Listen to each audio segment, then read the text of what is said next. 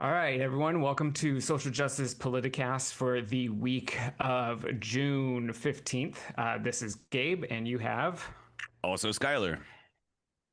awesome. So before we run through what we have flagged for the upcoming week, I'm just going to do a quick review of what happened last week. There was a lot of items that we had flagged, big ones that took a lot of time. But we'll start with City Council on Tuesday the 9th, the 2 p.m. meeting. We had flagged item 7 on the consent calendar, which was the city investment policy and delegation of investment authority to the city treasurer. We had a lot of folks show up for this one.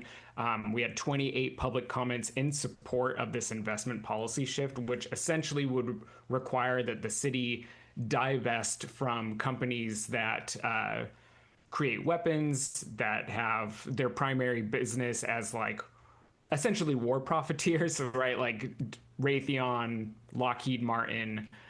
There was a lot of controversy around Caterpillar, the company that makes like tanks and bulldozers and stuff like that, and they're used pretty often in like Gaza and the West Bank. But there, during this kind of conversation, this was championed by council member Dickinson and council member Vang, who had been working really closely with the Reinvest Sacramento organization, which is kind of like an umbrella group that encompassed like Decarcerate, APTP, NorCal Resist, and a bunch of other organizations that were advocating for this policy shift. It did pass with Lisa Kaplan and Mayor McCarty being absent during the vote, and council member yeah, right. Yeah. McCarty was there at the meeting. He just happened to walk away right before the vote took place. Oh, And weird. That's so weird. I know. Man, yeah, he must Those have bathroom had a breaks. bad itch or something. Yeah. Yeah. And Councilmember Pluckabomb abstaining specifically because of the reference to Caterpillar, I think was like his main thing. And the city treasurer also said that he would push back on that because he was like, well, this isn't their primary function as a company, right? Like they're not only making bulldozers that tear down Palestinian homes. Right. I mean, But they make this farming equipment, but like, is investing into Caterpillar like, are we making money hand over fist in investments in Caterpillar? Right. Yeah. I mean, like, yeah, I would need to see like a complete breakdown of the investments that the city is making. But one big ticket item was the city of Sacramento does invest. It's a very small amount of money in comparison to the rest of the money that the city has, but they do invest in Lockheed Martin. So they will no longer be investing in Lockheed Martin, which is a huge win, Yeah, that is and also a huge. huge win for the community. You all showed up and had been advocating for this for a long time. So that was a great, awesome show of force for folks that showed up. There was one person who did show up in opposition to this, and it was pretty hilarious because it was like this long comment of like, we need to collaborate, but divesting and boycotting is not the answer. I was born and raised in Israel, and I was like, oh, there it is. All right, cool. Like, disregard. Like, so that was a kind of a great way to start off on Tuesday. But then we moved into the 5 p.m. city council meeting, which was pretty much the last of the budget hearings, right? Like before formally passing the budget, which I'll just start off on saying that the budget did pass 7-2 with Mai Vang and Lisa Kaplan voting against for very different reasons. But this budget, like we've said a lot on this show, was kind of constructed to overcome a $66 million deficit by eliminating around 100 vacant job positions across a bunch of different city services, hiking fees, and cutting homeless spending. Community showed up. There was a 10-minute recess at one point because folks were singing in the audience trying to convince council members to have a conscience, stick with morals, show put their money where their morals are. But it did end up passing. It did cut youth services, intervention grants, and police oversight, which I think will kind of tie into something that we have flagged for this upcoming week. The city's still preserving around 150 vacant police positions, many of which have been empty for several years. And So real quick, it's really, just in yeah. case, I'm gonna jump in real quick just to say, like, if you missed last week's episode, I go back and listen to it on this specifically. We had Keon on, and he like goes into detail about, so like basically, if you don't know, a vacant position is a position where we hold that funding in case we hire somebody. Um, so there's 150 police salaries that we hold, that we have, like Gabe just said, have not been filled in years. And so what happens to that money is it doesn't just go back into the general fund where it could be used for any other city service. It just turns into like a slush fund in the police's case to pay like tons of overtime costs. Hmm. So it's a pretty shameless way. It's pretty shameless for the city to like cut youth services and homeless funding before looking at these positions that are essentially just extra money for the already most overfunded department in the city. Yeah, Anyway, and I back mean, to you, like Gabe. this has been like an ongoing issue for what, like the past like 9 years Yeah. of like budget hearings where these like huge portions of money have been set aside for empty positions that have continued to be empty, and the police budget over the last 10 years has nearly doubled, Right. which is insane when they're cutting youth services and prevention programs. It's almost like those two things are correlated. Like who knows, you know? Um, so that I know that there are still folks that are kind of organizing around the budget, but at this point, this is kind of the budget that we are going to have for the next year. So the Board of Supervisors meeting was next on Wednesday the 10th. I started watching this meeting at 9:30 in the morning when it started.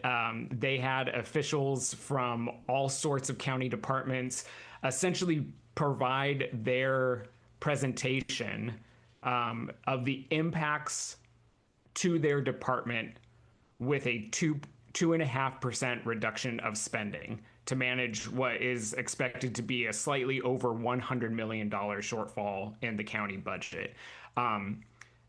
All of the departments that had presentations were very clear with their impacts. Like, this is, you know, like these are the positions that we would have to cut, and we're not saying that these aren't important positions. We aren't saying this isn't going to hurt our department. We're just saying like this is the least pain that we can ascribe to this department to like still have a functioning department. And I thought that they were very like candid, and I for the beginning part of the meeting, I thought that the supervisors had really good questions and were like really getting these departments to fully explain a lot of like the acronyms they use and like the impacts, and in a way that made it very easy to understand. And then it got to the district attorney office and the sheriff's department for their presentations, and I was blown away. Like it was the most theatrical, like doom gloom, fire and brimstone. If you do not give us this money, if you do not restore our budgets, like there is going to be murder in the streets.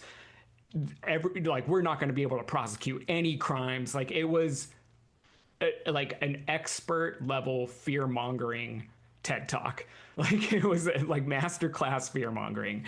And I will say to Supervisor Cerna and Kennedy's credit, they were really pushing back on this narrative from the DA and the sheriff, and they were just like, you know, if it comes down to it, like we can fund all these other programs and like make these cuts to you guys, and like these programs are more important to us. And they were being upfront about it. But Supervisor Hume, Desmond, and Rodriguez were like, we want to give you all the money. Like our hands are just tied. Like we want to give you even more money than you're asking. Like it was pretty ridiculous, that like stark comparison between the two and the three. They ended up approving the budget. The original cut to the DA's office was scheduled to be $8.5 million. It was reduced to $4.5 million. So the DA did not get all that he was asking for, but he definitely got some of what he was asking for. The original reduction to the sheriff's office budget was 13.7 million. That they restored 7.9 million of that, so it was about a $5 million reduction to the sheriff's budget versus an almost $14 million deduction. There were folks from Decarcerate Sacramento Anti-Death Penalty Coalition that we had a representative on a couple of weeks ago that showed up for there was a lot of folks who really were dedicated and stayed. They didn't start public comment until after 4 p.m.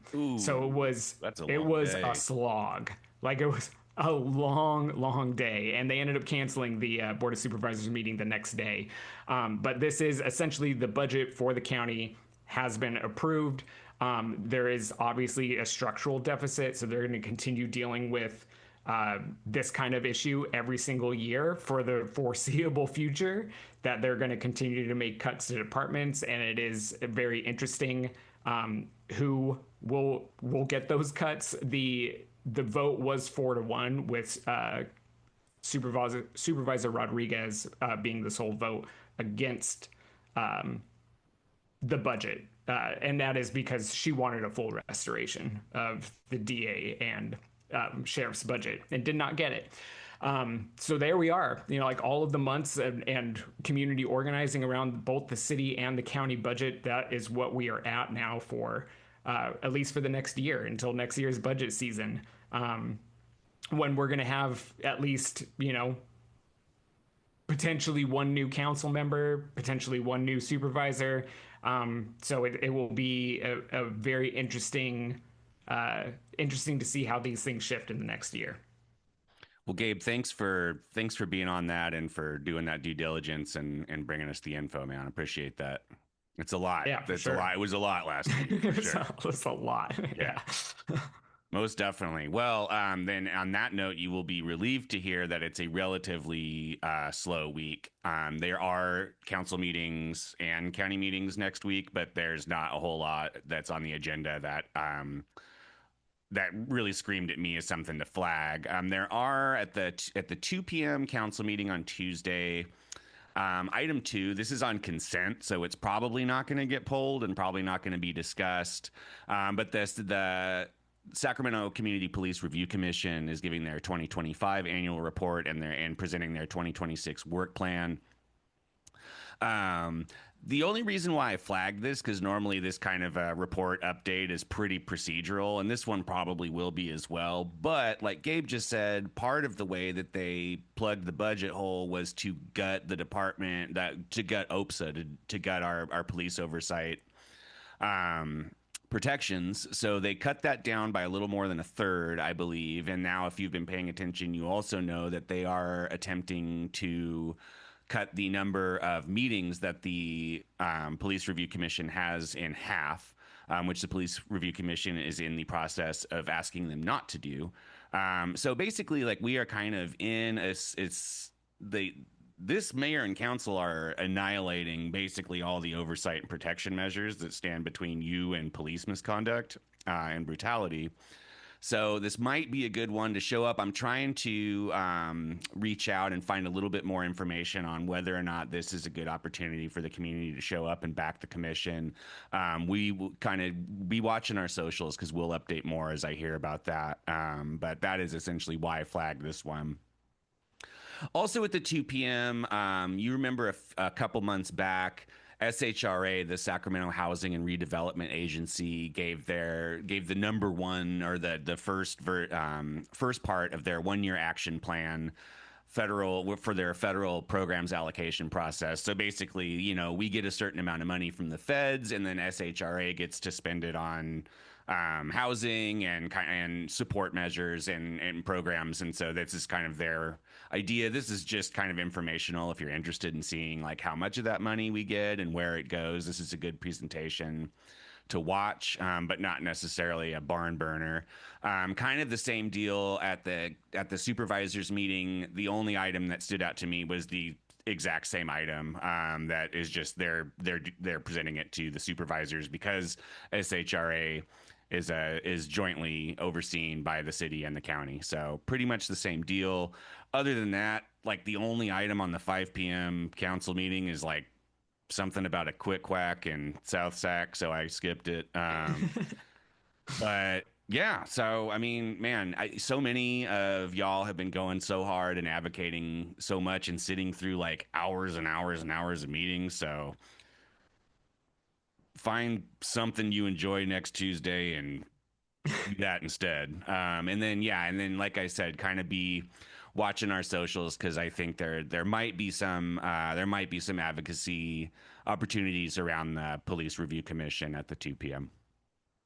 A question, and maybe you'll have an answer to this. Like, what in terms of financial like burden? Why is the city even trying to cut the community police review commissions? Because they only meet once a month, right? Yeah, Like meet once a month, so they would be meeting once every other month. I believe And that's like right. the commissioners themselves get paid like a stipend, so Yeah, it's they not get paid basically nothing. Yeah. nothing, right? So like, what is the financial burden of these meetings that is like making it such like a like we got to cut them? Like, what's their excuse? Because we could obviously say they're just trying to cut like police oversight, but I honestly don't know. I mean, because there isn't really very much of a financial contingent to it that I understand. Also, like, we have the Police Review Commission, but they're just a commission. Like the council and the mayor and right, council can do whatever they want, regard and do often do whatever they want, and yeah, regardless of what the commission suggests. So I don't yeah. really know the answer to that question. I think we should pay attention and see though. And then yeah, Yeah, like I said, as we find out more, we'll put that information out. cool. All right, y'all. Well, thanks again, Gabe. I appreciate you being out there in the trenches, and same to all of you who are doing it as well. And it's a lot. It's a lot. But appreciate y'all, and we'll see you next week. All right, see you next week.